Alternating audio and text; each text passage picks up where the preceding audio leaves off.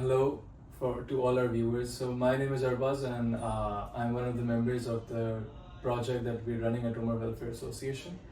And the topic that we usually discuss is women's reproductive health.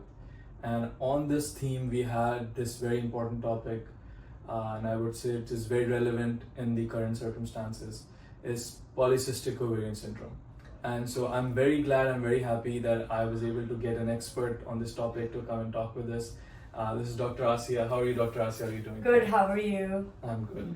So we're just going to have a very candid conversation with Dr. Asia. We're going to ask her what PCOS is, what are the symptoms, and what are the treatments, just to give a very brief overview. And when should you come talk to a doctor, preferably Dr. Asia.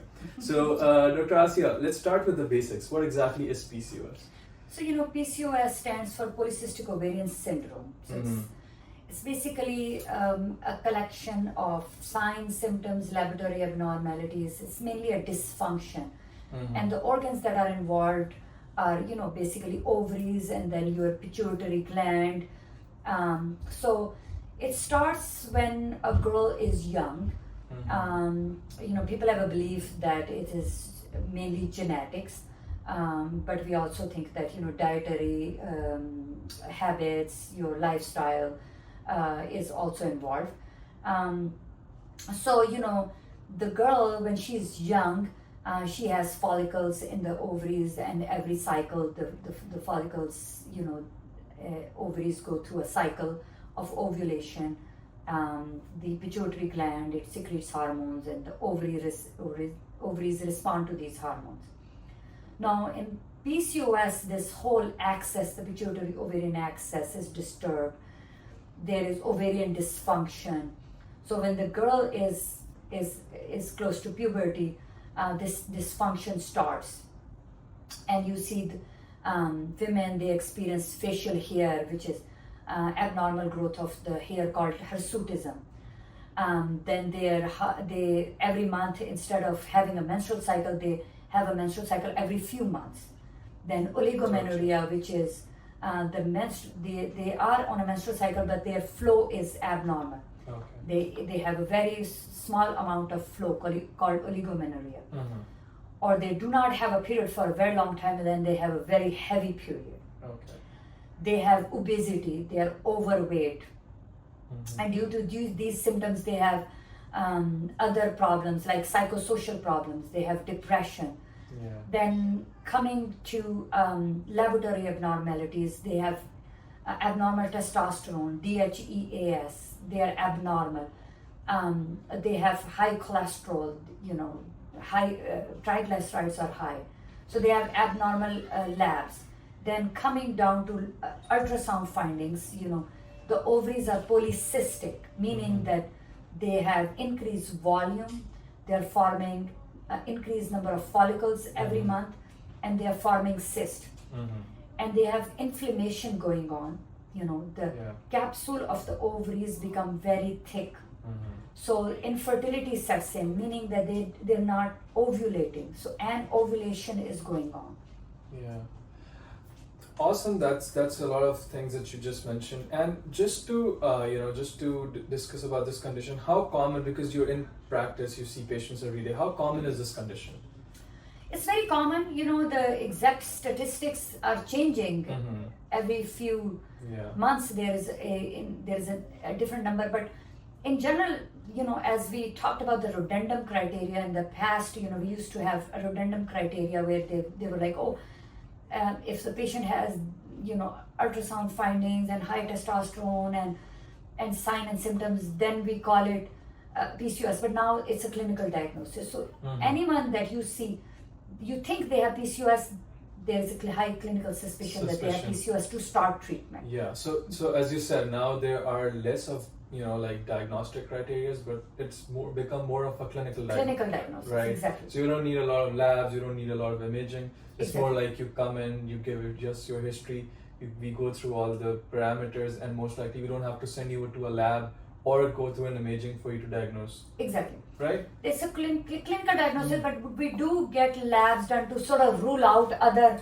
issues. Like a patient can have sign symptoms of PCOS, but then she has high prolactin. So we want to rule it out. We're like, okay, she looks like she has PCOS, but rule out other issues like Cushing's syndrome or a tumor in the ovary or a problem with the parathyroid or prolactin. So we rule these other diseases out, like a differential diagnosis. Oh, okay. And then of course we want to get an ultrasound to make sure there is no endometriosis or they don't have larger ovarian cyst present. So you rule them out. Yeah. Okay. And just on the topic, so there are a lot of theories about what causes PCOS. And this is a still topic that is being researched on. What do you think, in your clinical practice, what do you think is the reason, PCOS happens? Is there, some sort of background that a woman has that she will develop PCOS? Is it familial? What do you think? It's definitely genetics is involved, but at the same time, the intensity or the severity of the issue can be changed by dietary modifications and lifestyle. Say, for example, if the woman she's experiencing anovulatory cycles, her menstrual cycle is disturbed, we have them exercise and lose weight. If they lose 7% of their body fat, their periods can become more normal. Okay. And then they have insulin resistance and risk for diabetes. So if you have them eat low carbohydrate diet, their PCOS can be improved. Yeah. Okay. And should someone see a doctor even if the symptoms are mild? When should someone see a doctor? Like, imagine a lady who's going through these symptoms, some of them that you just mentioned.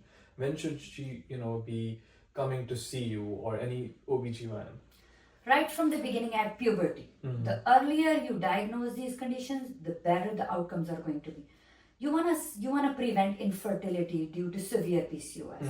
You wanna prevent inflammation around the ovaries. You wanna prevent cyst formation. So if a mom is noticing that, my daughter can have PCOS when she grows up, or she seems like her menstrual cycle is abnormal, or seems like she is gaining way too much weight, her cholesterol, I got a laboratory finding and her cholesterol is abnormal, or she has high hemoglobin A1C, see a gynecologist, because we can put them, the treatment, of course, I'm sure you're going to ask me about the treatment. In the future.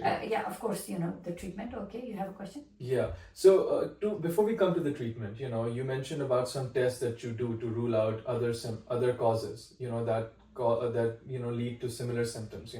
So let's say if I come or any women come and she has symptoms of PCOS, what are some of the tests that you're going to get them through so that you can monitor through the disease or see the severity? Are there any tests?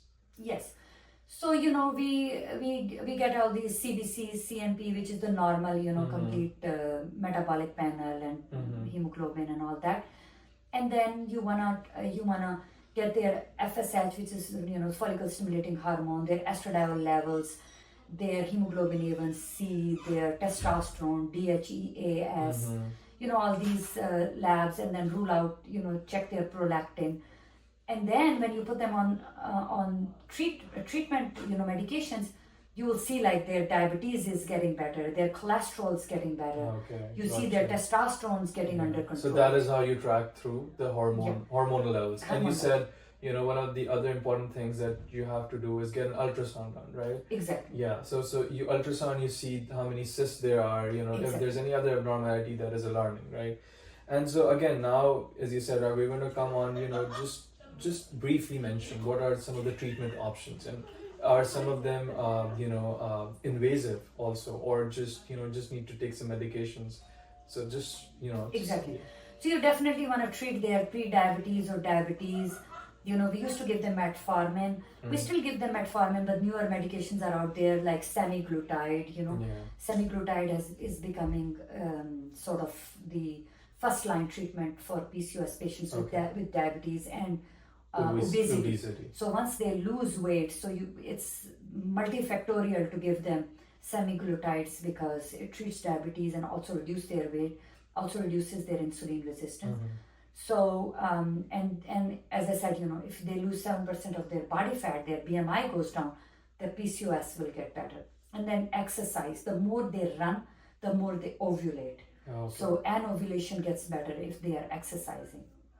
Okay, and do you sometimes also prescribe birth control pills to manage the Exactly, symptoms? exactly. So birth control pills is also very, very important, and especially to prevent ovarian cyst. So birth Okay. control pills is also gold standard. Yeah. Okay, and one of the conditions, as we discussed, also symptoms which is very bothersome to young women is like hirsutism, right? Exactly. So a lot of excess body My hair. God, my Yeah. God, yeah. So how do you manage that? Is there, because you can obviously, shave it off or use some creams to get rid of it. Exactly. But are there any medications, that you prescribe in your daily practice to help, help get rid of that? Exactly. So, excessive hair, which is hirsutism, Mhm. and there are medications like finasteride or spironolactone, they're Mhm. anti-testosterone. You want to basically, sort of, testosterone is their enemy. So you want to block the testosterone from functioning, and you want to reduce the levels of the testosterone in their body. So spironolactone and finasteride, you can reduce the function of the testosterone that's making these hair growth. Okay, So that sounds exactly. amazing. And then birth control pills, of course, will be Yeah. helpful. And one very important perspective if someone is diagnosed with PCOS, and this is a question I'm pretty sure comes up, all the time when you're counseling patients, is what about the fertility? Can I get pregnant if I have PCOS? What are Exactly. the chances of me getting? Is how difficult it is to get pregnant? Exactly. So fertility is definitely affected by severe PCOS, and these patients, the earlier we diagnose and we can prevent, like the hard capsule that can form around Yeah. the ovaries from anovulatory cycles and the inflammation. So again, birth control pills is gold standard, and they suppress the ovaries, so the ovaries do not form cyst. Okay.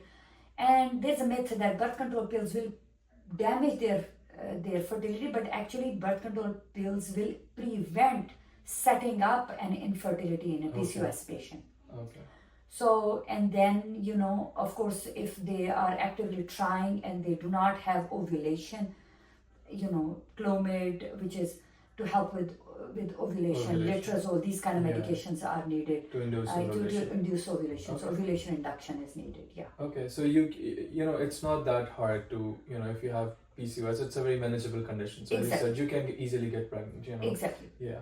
And so what is, now we're getting like wrapping it up. What is the long-term outlook for someone with PCOS? What is the prognosis? How did these patients, follow through? Exactly. So, it's not a detrimental disease or anything. It's just, we need to have awareness. We need to recognize, have a clinical suspicion. And these patients usually do well. I mean, they can have these metabolic syndromes and sequelae and consequences of an unmanaged PCOS, like, if they have high cholesterol, they can have heart attacks. But, if you manage their cholesterol early on, they can have a very good outcome. So, obesity, they need weight loss. So it kickstarts as PCOS, and then it becomes metabolic syndrome. Yeah. So early treatment, intervention, recognition of PCOS is needed in these women. Yeah. So that's pretty much it. And thank you so much, Dr. Asya, for explaining all these problems. You're very and, welcome. And you really helped us get a really good grasp on what PCOS is, and hopefully if we have any people who are seeing this video, hopefully they come to you or anybody else for getting the